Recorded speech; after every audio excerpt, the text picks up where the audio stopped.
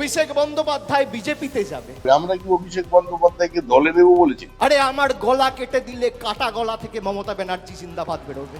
কত লোককে এখন দেখলাম বিজেপিতে যোগ দিচ্ছেন। বিজেপি কি অভিষেক বন্দ্যোপাধ্যায়কে কেন প্রয়োজন হবে? আমরা কি অভিষেক বন্দ্যোপাধ্যায়কে দলে নেব বলেছি? বিজেপি কোথা থেকে আসছে? ওদের কারোর পারিবারিক ব্যাপারের মধ্যে ঢোকার আমাদের বিন্দুমাত্র ইচ্ছে নেই।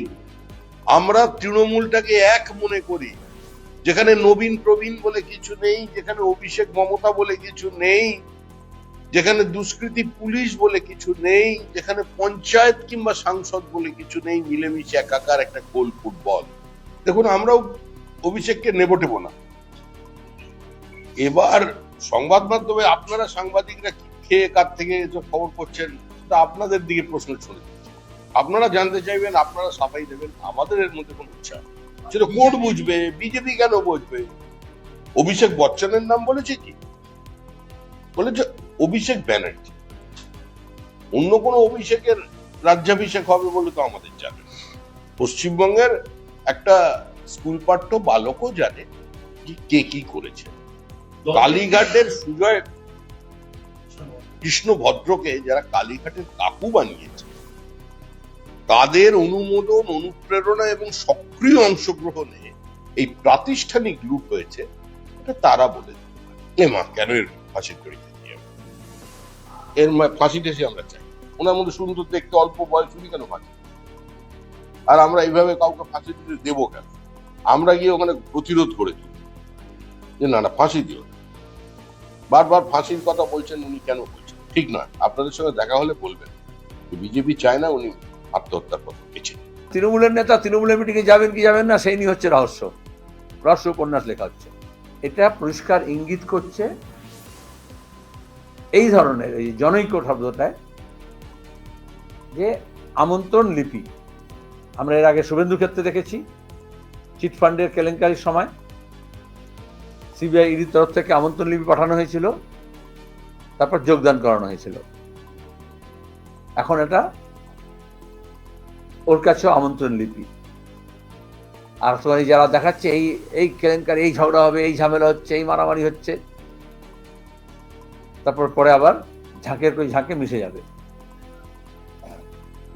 আমি তো উদাহরণ আছে, আজকে তো উপরাষ্ট্রপতি আমাদের শহরে এসছে, কত ঝগড়া আপনারা রিপোর্ট করেছেন, কত দিস্তা ইস্তা খবর লেখা হয়েছে, কত ফুটেজ খেয়েছে। রাজভবন আর নবান্নর মধ্যে কত বিরোধ। তারপর দেখা গেল হেমন্ত বিশ্ব শর্মা, মমতা ব্যানার্জি এবং জগদীপ ধানকর একসঙ্গে বসে দার্জিলিংয়ে, ওই যেখানে ডেলো কেলেঙ্কারি হয়েছিল তার অদূরে, ওরা কালিম্পং হয়েছিল, ওরা দার্জিলিংয়ে, যত কেলো আর কি। আর এইভাবে তো মিথ্যাচার হয়। কারণ কত ইনোসেন্ট লোকে বললো আপনি চলে এলেন এখানে, বলে আমি যাচ্ছিলাম, পেচ্ছাপ পেয়েছিল, চলে এলাম। শুনলাম ওখানে মুখ্যমন্ত্রী আছেন, রাজ্যপাল আছেন, ওই জন্য একটু পেচ্ছাপখানে ঢুকে গেলাম। এই বিজেপি তৃণমূলের তো নাটকের রাজনীতি। কত লোককে এখন দেখলাম, শুভেন্দুকে দেখিনি, আবার দেখবো না, সব এক গোয়ালে গরু। নাম বলবো তালিকা দিয়ে? 2021 বিধানসভা নির্বাচন আগে কত লোক এরকম গিয়েছিল। মমতা জিন্দাবাদ যারা বলতো তারা জয় শ্রীরাম বলে চলে গিয়েছিল না, মন্ত্রী শান্তি সব। আবার জয় শ্রীরাম যারা বলছিল তারা সবার চলে আসেনি। জিতেন্দ্র তিওয়ারি, অর্জুন সিং, রাজীব ব্যানার্জি, কত নাম বলবো আমি। সিন্ডে তো বিজেপিতে যায়নি এখনো। সিন্ডে বিজেপির সঙ্গে সমঝোতা করেছে।